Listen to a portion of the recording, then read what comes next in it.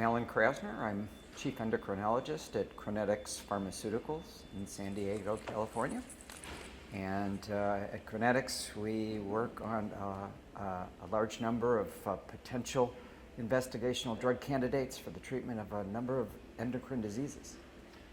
Endocrine is our specialty. Acromegaly is a rare but progressive and debilitating and painful disease that slowly evolves over time. One of the challenges with acromegaly is the insidious nature of the disease. It makes it very difficult for people to realize and diagnose acromegaly in a timely fashion, including healthcare providers.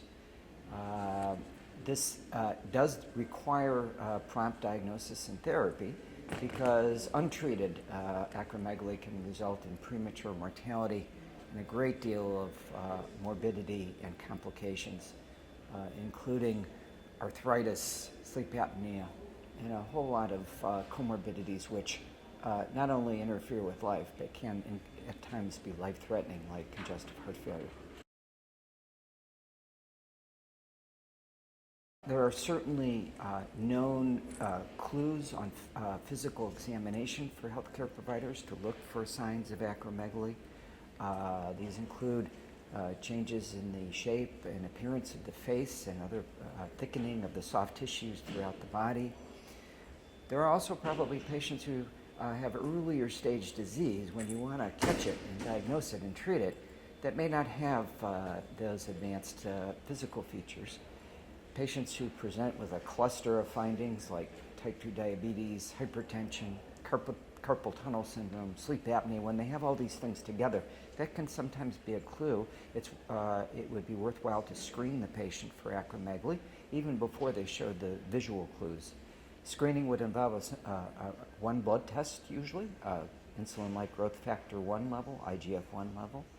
And we do encourage healthcare providers in all disciplines to think about this earlier when they see these kinds of findings.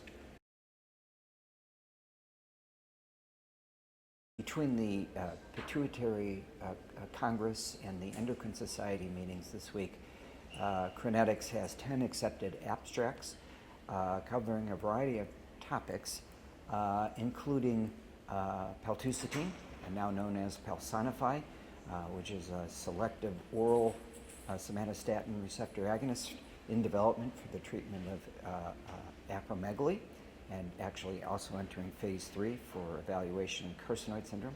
We also had some presentations on atumelnant, which is an oral ACTH receptor antagonist, which is being evaluated for the treatment of congenital adrenal hyperplasia and ACTH-dependent Cushing syndrome.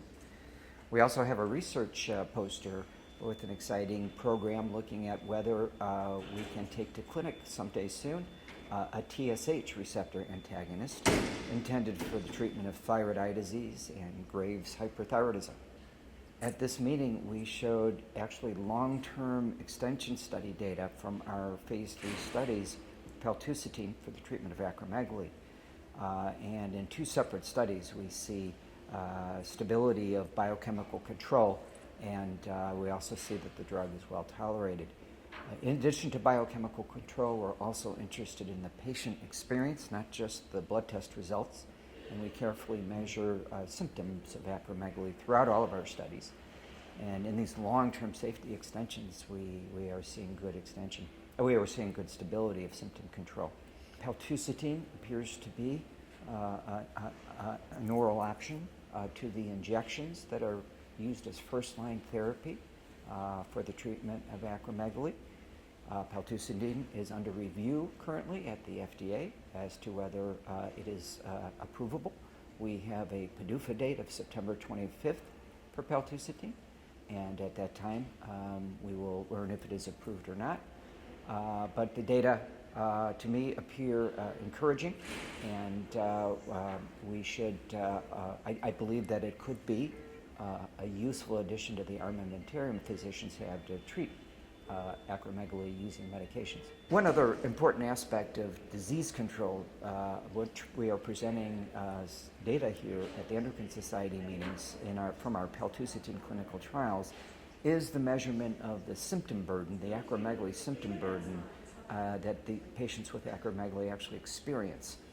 We, in our trials, employed a new patient-reported outcome tool called the Acromegaly Symptom Diary.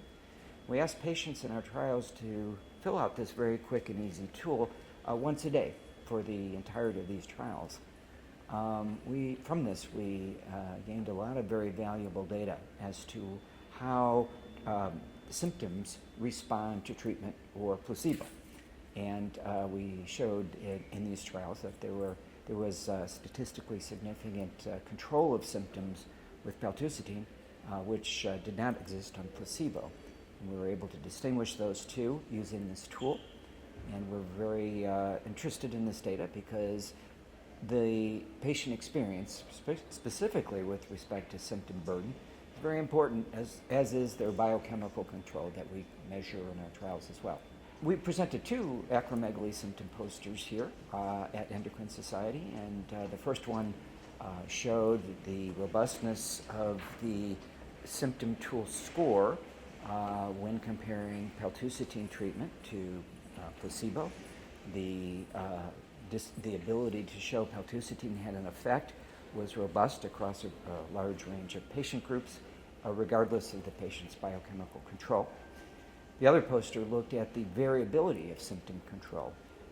We administered our acromegaly symptom diary in these trials once a day. This gave us the unique opportunity to evaluate day-to-day symptom variability in patients with acromegaly. And we saw that when patients use the current first-line injections to treat this disease, patients have quite a high frequency of acromegaly symptom exacerbations during their between injection intervals.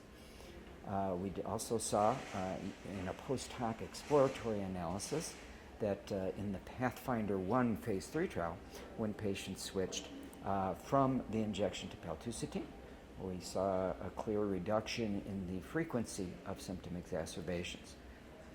This is important information because it does appear that there's variability in symptom control on the current first-line treatments. This is something potentially that could be addressed by an oral once-a-day agent